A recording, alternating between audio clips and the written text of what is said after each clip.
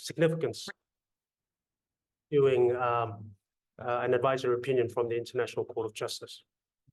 Thank you. So now I will move towards Nikki, if you are ready.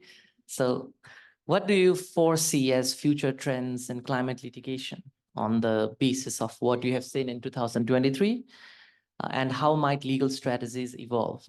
Because you can see there are other, not only in ICJ, but in other regional courts also, where the advisory opinion proceedings are going on. And you can also touch upon the domestic cases where there are many climate litigations going on in 2023.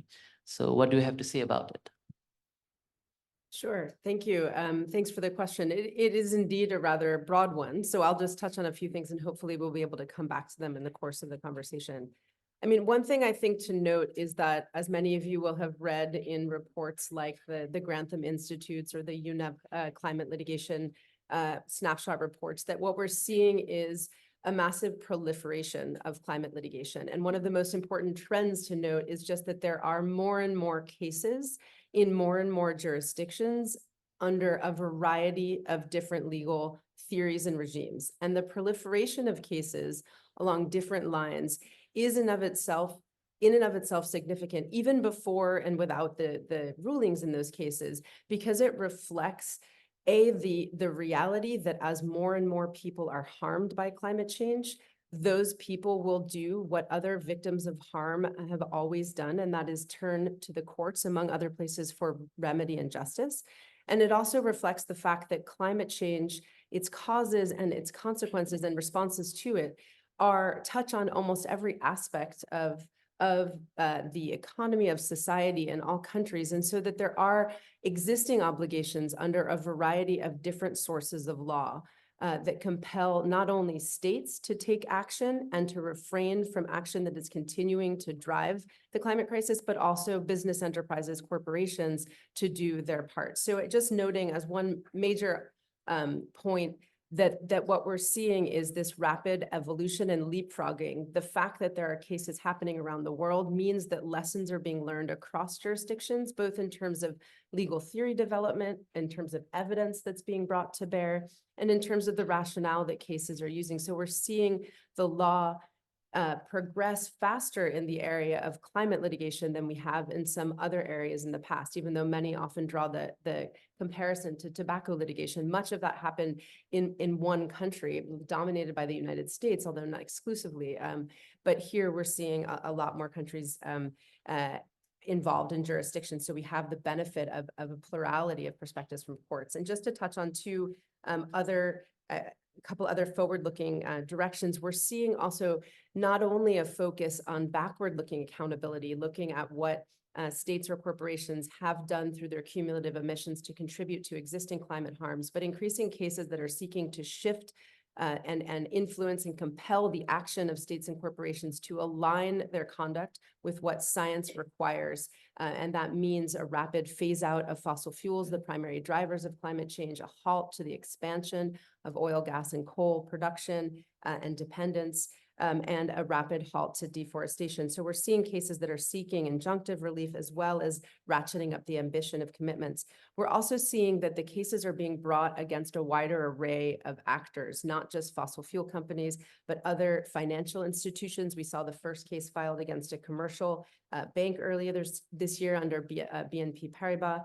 And we're also seeing a rapid rise in greenwashing cases. So the shift in the focus is very much from what is necessary only for addressing the ambition of climate action to what measures suffice to meet those duties, and where are companies positioning themselves as the solution instead of the problem that they are. So those are some of the many trends. I think looking ahead, we're going to see in the ICJ and International Tribunal advisory opinions are going to be very important for this. We're going to see an increase in cross-jurisdictional cases addressing loss and damage. So we're going to see an increase in cross-jurisdictional claims on the part of Global South frontline communities demanding justice and remedy from the countries and companies that have been most responsible. And I will end by saying that it's because of the courageous leadership of Vanuatu, of other frontline youth movements and communities and countries that are really on the front lines of climate harm and the climate justice movement, that we have a chance to get this clarification of the law and to push the advance beyond the politics that have broken down. Sometimes the law can then help break through. Thank you so much. Now I would like to move towards Richard. So what are the major challenges and shortcomings that you think to climate litigation, to climate litigation internationally, and how can these be overcome? Also, how can we ensure that climate litigation is climate justice litigation? Because you're also working with the students in law clinic. So what do you have to say? Well, I think it's great that you're asking questions that think critically about where this is headed.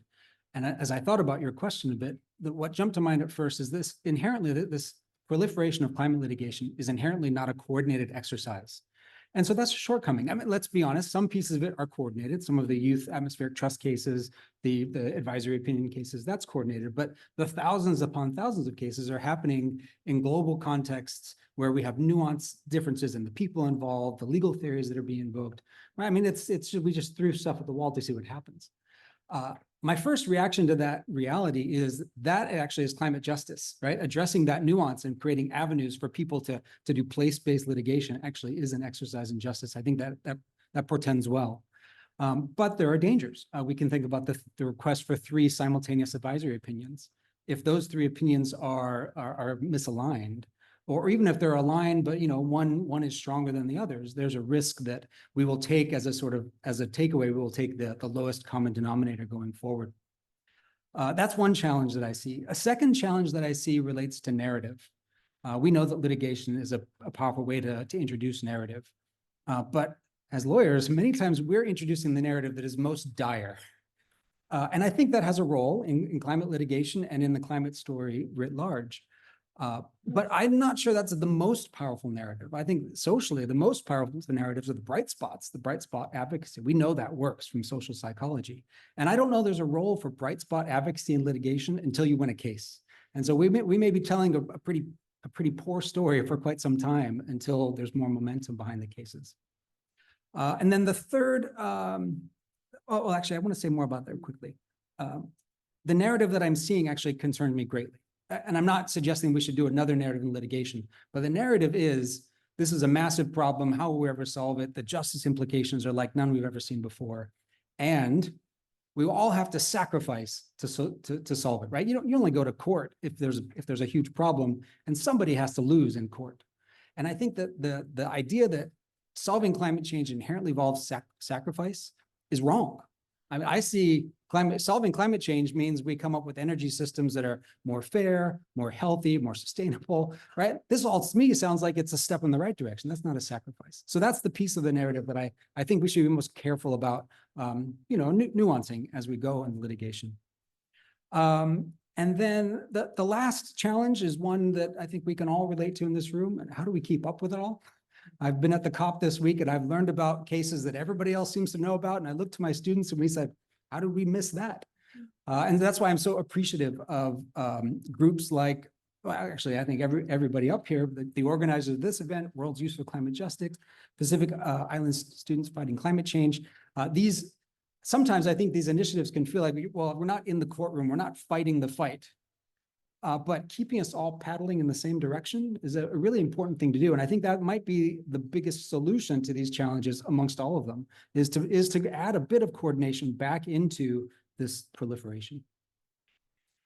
I didn't answer your question about climate justice, but slightly, but I think I'll hold off and see if I can address it further down the road. Sure. So now I'll move towards Belyndar. So she is also one of the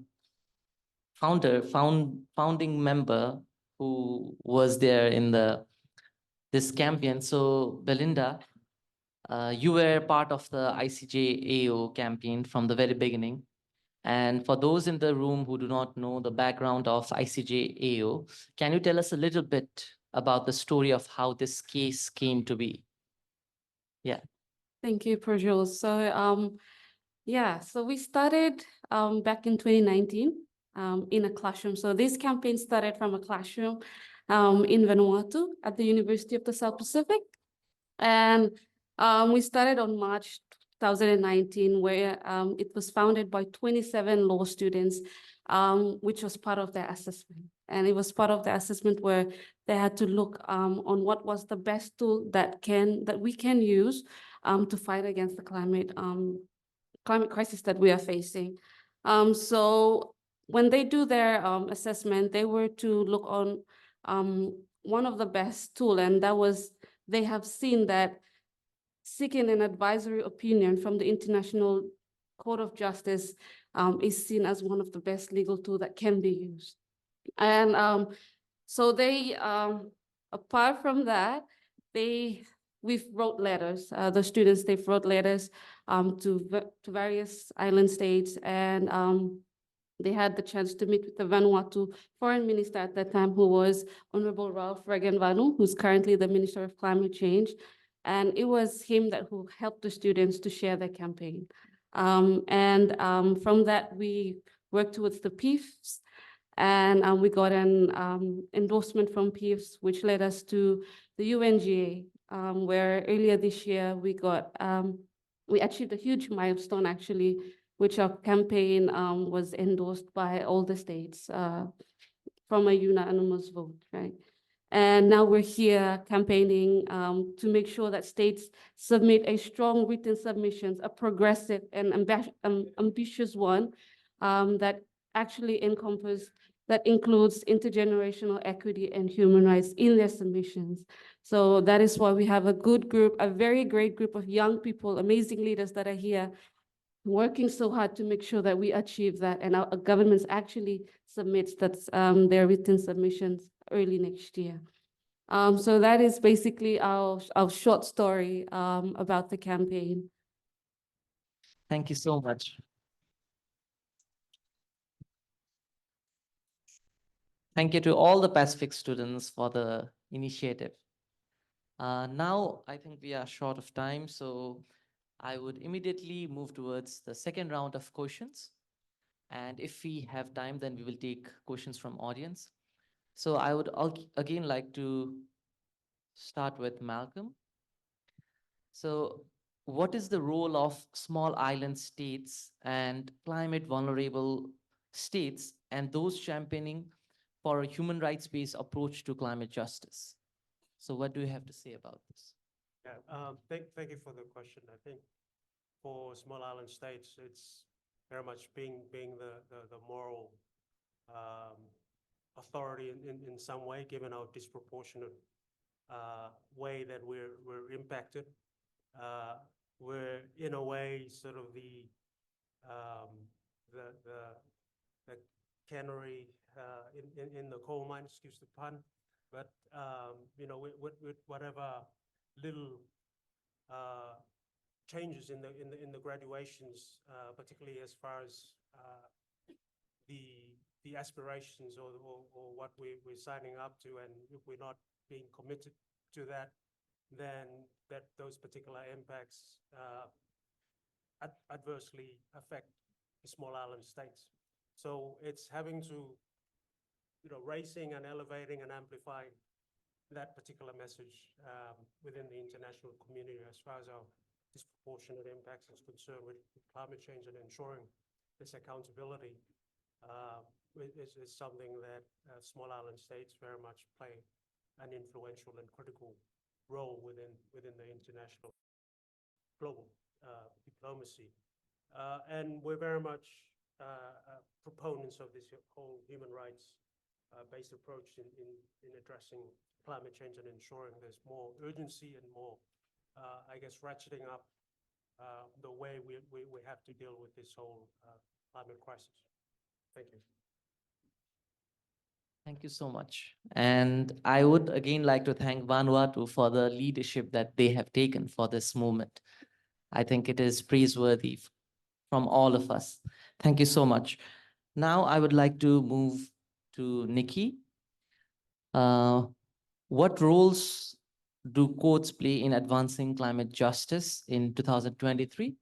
in particular through the pending advisory proceedings in regional and international courts.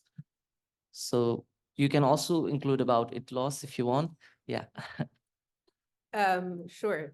Well, I think I'm eager to make sure we have some time for discussion as well. So I think I'll just make a couple points. One of, I think, the most critical things for the advisory opinions to confirm is that states have obligations under existing law, under multiple sources of existing law, including human rights law, to act in the face of the climate emergency to prevent further foreseeable harm from climate change and to remedy harm that has already occurred and is occurring. And I say that because we've seen attempts by states in response to the ITLOS hearing process to suggest that the answer to the questions pending before these international tribunals is simply see the Paris Agreement or see the UNFCCC, as if these climate instruments are the end-all and be-all of states' obligations to act in the face of climate change. And it is abundantly clear that that is not the case. The international climate regime does not exhaustively or exclusively define state legal responsibilities with respect to climate change. States have legal obligations that predate and continue to apply with equal force alongside the climate regime, particularly under longstanding international environmental law and human rights law. And that is reflected in the preambles to those agreements that were clearly written against the backdrop of that existing law and were not intended to supplant or replace it. And that's important because we've seen that implementation of the Paris Agreement has fallen woefully short of what is needed to prevent even further climate catastrophe. People are dying in great numbers today and will continue to die and face dire conditions if action isn't taken. And I know that's part of that dire narrative, but that is to say that it is an urgent situation and that there is action we can take. We're not out of solutions, we're out of time. We know what the solutions are. We know what is needed, and we need the extra clarification from these international tribunals to reinforce the legal obligations that states have, and not to fall prey to the idea that the temperature targets or the territorial accounting approach or any of the other provisions in the Paris Agreement or the UNFCCC in any way limit what states have to do with regard to the impacts of activities within their jurisdiction and control, and with regard to their responsibility for the historic and ongoing harms that are caused by affirmative actions contributing to climate destruction and the failure to halt them. So we look forward to those opinions, and the challenge of coordination across them is a real one. Okay, thank you so much. Now I'd like to move towards Richard again. So can you share some domestic as well as foreign climate litigations which you think are contributing to climate action globally? And why do you think there is a rise in climate litigation worldwide? So you can focus on the domestic from Hawaii as well as the foreign jurisdictions. Yeah. Let's start with the second question first, because I think it's an easy one. The rise in climate litigation it's the failure of, it's our failure, right? We only litigate when we've created a massive problem. Why didn't the litigation start earlier is another question we might ask. And I think there might be there might be a shift that we, again, maybe a bright spot we can tell. There's a shift in the capacity of young lawyers, young students, bright thinkers to take on these big issues. And I want to tell a story. I'll focus on one case in the interest of time, but I'll tell a story which illustrates that. It's a very small case, which I think tells a much bigger, or paints a much bigger picture. In Hawaii, we have a bunch of climate litigation going. We've got the youth atmosphere, the rights-based youth atmospheric trust cases happening. The only one in the United States focused on transportation. I'm very excited about that. We have one of these climate tort cases going, filed by a few of the counties in Hawaii against various oil companies. I'm very excited about that. And as excited as I am, I'm not as excited about a super wonky regulatory issue that came up and a Hawaii Supreme Court opinion that was issued in March of this year. This was about the messy work of how do you achieve climate targets once you've set them. Hawaii was the first state in the United States in 2015 to mandate the transition to 100% renewable electricity. which was widely panned as merely aspirational. And we didn't know, even environmental advocates, is it going to be feasible, right? Everybody said the same sort of things about it. And then we get to the actual work of trying to implement those targets, and somebody proposes a biomass tree burning power plant, which is renewable under the law. Sounds great. Only its climate impact, its carbon emissions were worse than a coal plant, with no promise to plant trees on the back end to suck the carbon back out. And so a local community group challenged that. They were represented by my first ever energy law student. So there's another reason I want to tell this story, but an illustration of how somebody who was a law student 3 years ago has taken on one of the biggest issues you can think of. So challenge this decision to approve this power plant. It got appealed 4 times. The developer, it was like a bad John Grisham novel, backroom dealing and ethical violations. You wouldn't believe it if I told you the story. But after 4 appeals to the Hawaii Supreme Court, they finally said enough is enough. And if you'll forgive me, I want to read some of the decision. They could have based the decision on the extraordinary price. They could have based the decision on all sorts of justice impacts. This is a terrible project for the community that would have been impacted by the cutting the trees and transporting them. But the Hawaii Supreme Court chose instead to use climate as the core of its legal analysis. And it said the right to a clean and healthful environment encompasses the right to a life-sustaining climate system. Nobody thought to ask for that in the briefing for the case. But lo and behold, this youth case that's pending now before the courts already has a decision from the Hawaii Supreme Court that says they've got the legal basis that they asked for. Now it's just a matter of the facts that have to be in dispute. And so all of my students who over the years have complained that energy regulation is wonky and boring and too technical and technocratic and doesn't get at the sexy rights-based tort litigation that is going, I think we have an illustration of how small-scale domestic litigation based on what was viewed as aspirational targets in the past can actually build some momentum. In my view, this decision is the most progressive climate decision in the United States. The United States has more of these climate cases cooking than anywhere else, so I think it's an important step in the right direction. And I know for a fact that this is happening all around the world. I don't think they're all being counted in the UNEP report, though, if I'm honest with you. I've got a lot more I'd like to say, but I know we're short on time, so I'll stop there. Yeah, thank you so much. It's same for like Nepal, my country also. So there are so many cases which are going on for climate litigations. And I'm also working on some of the cases.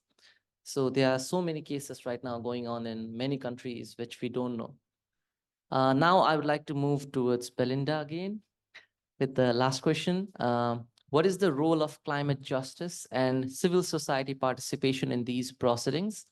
And how can this be strengthened? Thank you, Vishal. So there's so many ways that climate justice and CSOs could really work together. I'll share 3 points on that. So one is that they could help bring very ambitious and progressive positions towards government decisions and policy level making. So an example of that could be we have heard about the 1.5 Celsius degree target. Yeah, so that started from the Pacific CSOs, and now it's becoming a final position for many island states and many countries around the world. And another one is the AO campaign that we're working on. It started with CSOs, it started from the youth, and now it's been taken up by states in the global level. So that is one of the points where they could work together and participate effectively in proceedings like this. The second one is accountability and transparency. We have seen that CSOs have done a great job in holding governments accountable for their inactions and injustices. And that is one way that we see CSOs could help with the proceedings as well. And the last is the power of the people. We have seen that they have provided very great spaces and platforms to bring people together in spaces where we could hear stories, hear like what they have in their minds, and give them a platform that they can be able to voice their stories that could, in a way, influence policymaking on the national, regional, and international level. So that's another one. And I think another one that I would like to share is that the ICJ-AO campaign is a generational opportunity that never happened, and it happened now, right? And it's an opportunity where it's very important that we will all have to work together in terms of developing international law that clarify the obligations of our states on how they could work in terms of addressing the climate change impacts that our people are facing. So those are the 4 points that I can be able to share with us today. And how that can be strengthened is that we are encouraging that CSOs and governments to work alongside each other, not against each other, so that they could align their positions together. And another thing is that we have seen CSOs, they have experts that could help in terms of researches, evidences, and informations. And that could be a great advantage in terms of getting those informations to support and assist state submissions that we are currently doing towards January next year. So those are 2 points that I believe could really help in terms of strengthening the participations that they have. Thank you. Thank you so much. So we are short of time, but I would like to have I would like to take just 2 questions from the audience. So if anyone is interested, yeah. The 2 best questions. Yeah, you can start. Please do. Yeah. Oh, okay.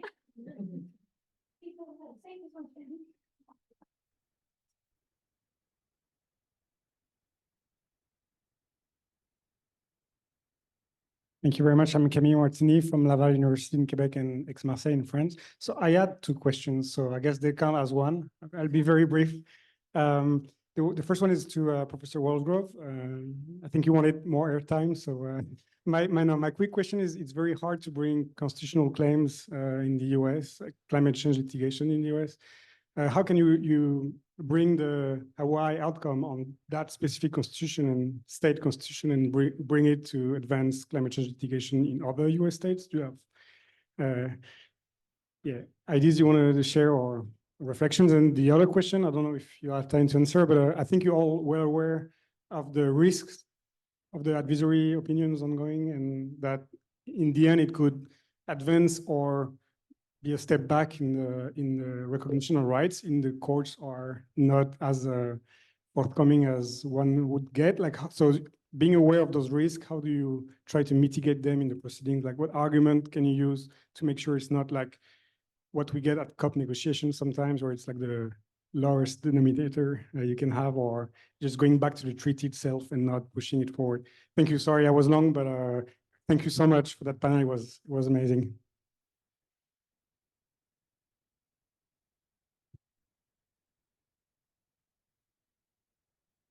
Thank you very much. My name is Zunaida Wadiwala. I'm from the University of Witwatersrand, Johannesburg, South Africa.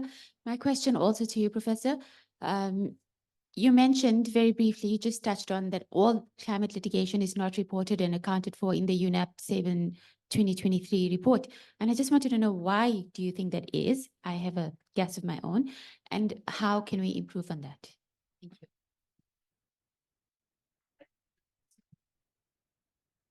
Well, thank you very much for both those questions. Maybe I'll take them in reverse order. I think it's because we haven't yet defined a climate case.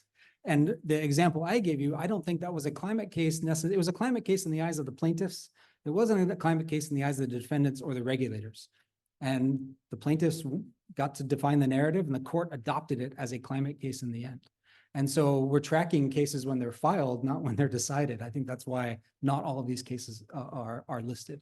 And my answer there actually relates to the gentleman's question about how do we replicate this in other places. Hawaii is one of only 3 places that has in its constitution, 3 states in the US that has this right to a clean and healthful environment. But remember, this wasn't a constitutional rights case when it was filed. And so I do have a theory on how we replicate this in other places. And it's we sue the bejesus out of electric utilities in places that have large electric utilities. Oil companies are very unpopular. It turns out that less popular than oil companies, less popular than insurance companies, and less popular than airlines, if you can believe it, are electric utilities. Anytime an electric utility doesn't get on board the transition, if they're not doing it in the right way, we should litigate it. And that becomes a climate case, I think.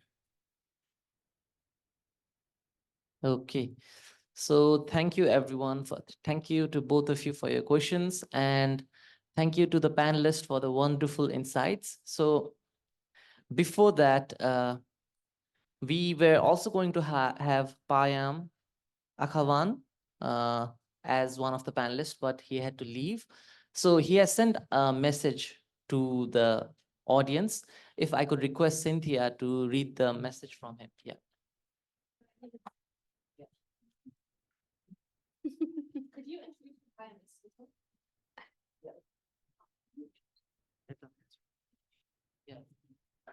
Sorry. So I'll just introduce Payam. He is the lead counsel for COSIS, and he was working in the ITLOS proceedings as well as a lead counsel.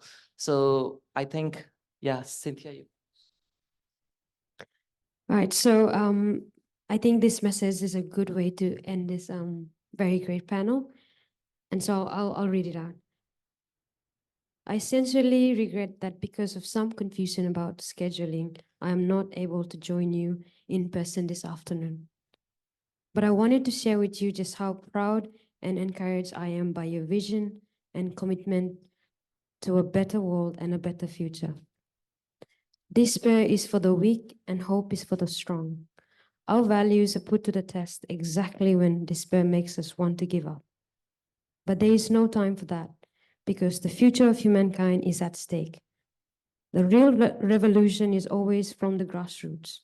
It comes from seismic shifts in consciousness. It comes from questioning the meaning of progress and the pursuit of happiness in a materialistic civilization that has brought us to the brink of self-destruction. To live in harmony with nature isn't just a good idea. It's a matter of survival. We must reject the consumerist culture of greed and narcissism that ignores the health of the planet for the pursuit of narrow interest.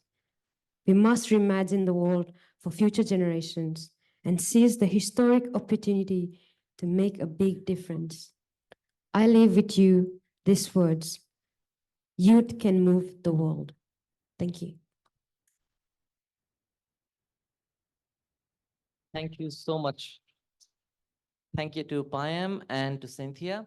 So I just got the information from the organizers that we can continue. We can take one more questions. So we have a little bit time. So if anyone has question, yeah, from that side.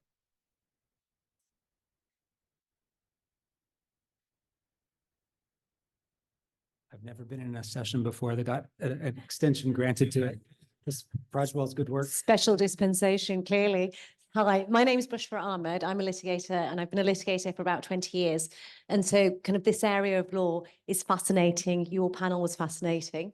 So picking up on sort of the comment made as well about, from the gentleman who couldn't be here, about sort of short sort of changes at grassroots levels. And what we hear is it's quite a macro subject, isn't it? It's quite a big subject. You know, you've got sort of regulations, you've got governments, you've got governance. But what do you think about this sort of idea from the grassroots levels? Because in any sort of country, you will see litigation, or rather you will see legislation. Let's take, for example, employment law legislation, where there is, let's say, right to a clean environment, let's say in a factory sort of setting, right to a clean environment.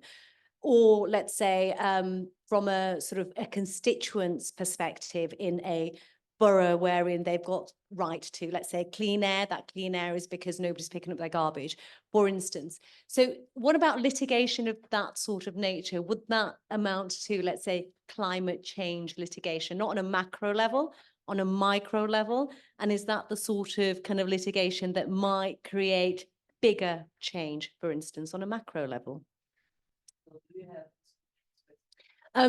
Anybody who feels that they are able to answer it. I can't remember the names, I'm afraid. So maybe the gentleman on the left. You see, you look like a litigator. I have to defer to my fellow panelists if they have any thoughts on this first. I mean, so I guess I would say that one of the things that's most important about advances in attribution science, about advances in science on the well-known causes and consequences of climate change is that it's increasingly apparent that climate impacts everything, so that there are ways that bringing in mainstreaming understandings of what it means to anticipate the impacts of climate change on all aspects of infrastructure, of life, of services, means that there will be climate dimensions to all kinds of litigation, right? And so that it's not just about litigation challenging the climate impacts of certain activities or conduct, but it's also about how existing vulnerabilities to climate impacts are factored into decisions about where, how working conditions are created or whether a project goes forward, right? We see all the time housing or factories being built in places that are under threat from climate change already. And that so there needs to be ways that we anticipate how climate is compounding other pre-existing vulnerabilities and impacts. And to that, to that end, I think that there will be climate dimensions to a wider variety of cases, but it does go back to the point about how are we actually categorizing and labeling climate cases, and why does it seem, there's a global North or Western domination of the lexicon and what it means to address climate, and that in fact, we should be expanding and exploding that category to understand that there may be cases that take on the drivers of climate change, not because a climate theory is going to win, but we've seen incredible wins fighting against offshore drilling in South Africa, for example, or elsewhere, when what won were cultural rights of communities affected and marine species. And in my mind, these are climate cases because they're addressing the root causes of the climate crisis, but they're not, branding themselves as climate cases to fit into anyone's lexicon or to get certain, kinds of kudos and congratulations. So I think it's really important to have that expansive understanding of anything that is advancing resilience against the impacts of climate change and solutions that attack the root causes of the climate crisis are part and parcel of this movement for climate justice. If any other panelists want to add on this? Okay, yeah. Yeah, Richard, Just you a can go. very Yeah. brief point of clarification, which I think everybody in the room will agree with, is it's not an either or, right? I don't think you're suggesting it is. And we're talking about this approach where we've got, AOs pushing from the top down, and we've got some of this community-based climate justice or energy justice litigation with the bottom up, and it'll all meet in the middle, and we'll have a wonderful sandwich. Change,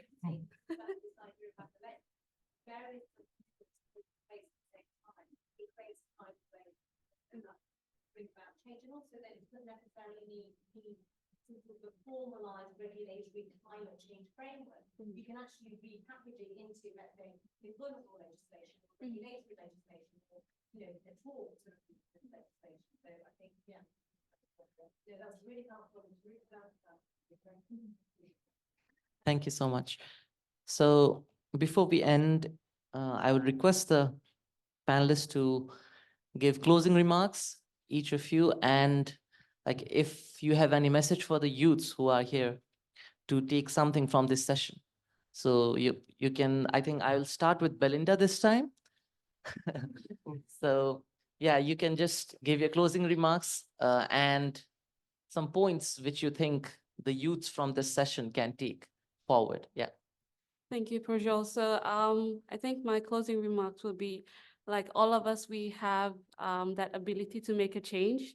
Wherever you are, you have that, we all have that passion to drive for change. So you just have to be a part of a movement, or even be amongst yourself and create a group that you could all move together and achieve something better. So, and also, if you would like to know more about the campaign, we do have our campaign briefs with us, and it actually shows, it tells you more about the campaign and of what we're currently doing.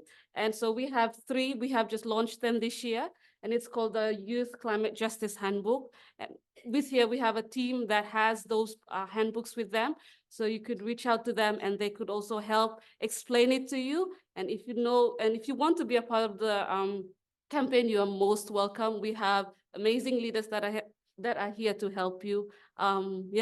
Use this book and help us achieve climate justice for our future generations. Thank you. Thank you so much, Belyndar. Now I would like to move with Nikki, if you have your closing remarks. Yeah. Sure. I mean, I think that a couple points that I wanted to make before when we were talking about the importance of stories and narrative, and that, youth have played an incredible role and are playing an incredible role as witnesses to the impacts of climate change, but also as the carriers of the imagination of what the future looks like and can be.